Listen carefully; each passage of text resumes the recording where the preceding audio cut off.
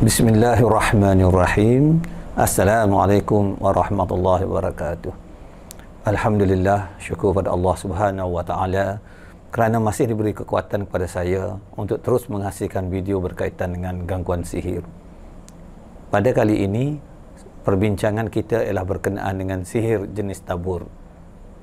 Sihir jenis tabur ini biasanya menggunakan ataupun diperbuat daripada abu mayat orang mati, tanah kubur, pasir sungai ataupun pasir pantai. Ianya biasa ditabur di sekitar rumah ataupun di sekitar premis perniagaan. Dari pengalaman saya sebagai perawat, ramai pesakit yang datang untuk berubat lambat menyedari bahawa mereka terkena gangguan sihir jenis tabur ini. Sehingga kan ada yang sanggup untuk berpindah daripada rumah kediaman mereka kerana beranggapan bahawa rumah itu tidak sesuai untuk didiami kerana ada gangguan. Begitu juga dengan pengusaha kedai. Ada yang berpindah kedai mereka ke tempat yang lain dan mereka menyangkakan bahawa dengan berpindah tersebut masalah akan selesai. Dari pengalaman perbincangan dengan pesakit sama ada rumah ataupun kedai, kebanyakannya walaupun mereka berpindah ke tempat lain, masalah masih lagi berterusan. Sakit mereka masih lagi berlaku. Dan sebahagian besar daripada mereka berpendapat bahawa jika mereka mempunyai pengetahuan tentang perkara ini tidak akan menjadi teruk sebagaimana yang mereka alami. Oleh itu, saya berpendapat bahawa adalah bermanfaat jika saya sediakan video yang berkongsi pengalaman-pengalaman daripada pesakit-pesakit ataupun pengusaha kedai bagi orang ramai untuk mengetahui bagaimana mereka boleh mengetahui adanya sihir jenis tabur sama ada di kediaman ataupun di perniagaan mereka. Tuan-puan bolehlah menilai sendiri tanda-tanda yang saya bincangkan ini dan bandingkan dengan apa yang tuan-puan alami. Daripada situ, tuan-puan bolehlah membuat keputusan ataupun membuat kesimpulan sama ada kediaman ataupun perniagaan tuan-puan terkena sihir jenis tabur ini. Semoga perbincangan ini memberi manfaat kepada tuan-puan semua, insya-Allah. Bagi memudahkan perbincangan, saya pecahkan perbincangan ini kepada dua bahagian. Bahagian pertama, rumah kediaman, dan bahagian kedua, premis perniagaan ataupun kedai. Walau bagaimanapun, kita perlu ingat bahawa kesan yang dialami oleh individu ataupun oleh kedai adalah berbeza antara satu sama lain, bergantung kepada kekuatan pengusaha ataupun bergantung kepada jenis sihir yang digunakan. Walau bagaimanapun, kita hendaklah yakin bahawa apa yang berlaku adalah dengan ketentuan Allah Subhanahu Wa Taala juga. Bagi yang pertama, iaitu rumah kediaman, biasanya tempat yang paling kerap ditabur sihir jenis ini ialah disimpan jalan masuk ke rumah, di hadapan pintu pagar, di dalam pagar, ada juga di hadapan pintu rumah bagi rumah yang tidak mempunyai pagar. Keadaan akan menjadi lebih buruk jika sekiranya tuan rumah terpijak sihir tersebut sama ada semasa membuka pintu pagar ataupun keluar daripada rumah dan membawa masuk ke dalam kereta atau ke dalam rumah tanpa disedari. Ini akan menyebabkan mereka rasa tidak selesa apabila berada dalam kereta ataupun berada dalam rumah. Kesan yang paling biasa dialami oleh tuan rumah adalah seperti berikut.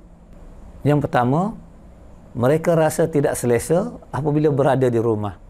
Tetapi apabila mereka keluar dari rumah, mereka akan rasa lebih selesa, lebih gembira dan lebih tenang. Ada kalanya mereka rasa rumah mereka sunyi yang bersangatan. Yang kedua, ada juga dalam kalangan mereka yang menjadi malas atau merasa malas untuk melakukan sesuatu apabila berada di rumah. Mereka hanya ingin duduk sahaja. Dan ada juga yang berbaring ataupun bersandar di kerusi sahaja. Ini menyebabkan rumah mereka menjadi tidak kemas dan bersepah-sepah.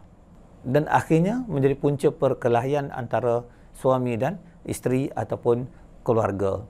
Yang ketiga, jika kediaman tersebut mempunyai kanak-kanak ataupun remaja, ada kalanya anak-anak atau remaja tersebut menjadi malas untuk belajar, malas untuk melakukan kerja-kerja sekolah, sehingga kan prestasi mereka jatuh. Dan ada juga yang saya jumpa, kanak-kanak tersebut enggan pergi ke sekolah sehingga terpaksa dipaksa oleh ibu bapa mereka untuk pergi ke sekolah. Yang keempat, ada juga keadaan di mana ahli keluarga atau isi rumah menjadi berat untuk melakukan amal ibadat. Sembahyang mereka bertangguh, baca Quran menjadi tidak seperti biasa.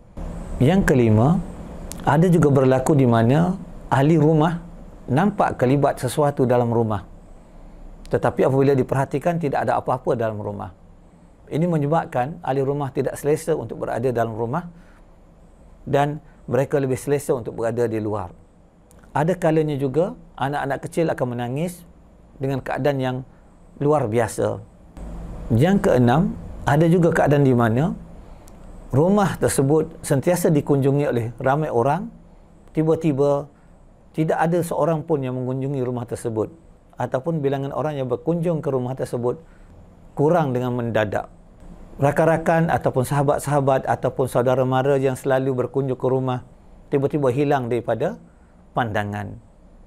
Bagi kategori yang kedua, iaitu kedai atau premis perniagaan, tempat yang biasa paling banyak berlaku sihir ini ditabur ialah di simpang masuk ke kedai, di tempat letak kenderaan pelanggan, di kaki lima kedai dan depan pintu kedai. Oleh itu, jika tuan kedai atau pelanggan yang datang ke kedai memijak sihir tersebut dan membawa masuk tanpa disedari sihir tersebut ke dalam kedai, ini menyebabkan kedai tersebut menjadi suram dan prestasi kedai akan merosot. Antara kesan yang biasa kita jumpa bagi kes kedai ataupun premis yang disihir dengan menggunakan sihir jenis tabur ialah, yang pertama, tuan kedai rasa malas untuk pergi ke kedai. Kalau mereka pergi pun kadang-kadang lewat daripada biasa. Sebagai contoh, jika kedai biasanya dibuka pada pukul 8 pagi, kemungkinan ianya dibuka dalam pukul 10 ataupun 11 pagi. Dan apabila 11 petangnya pula, ianya ditutup lebih awal. Yang kedua, pengusaha kedai rasa berat untuk melakukan kerja-kerja ataupun persiapan-persiapan yang perlu dibuat sebelum membuka kedai.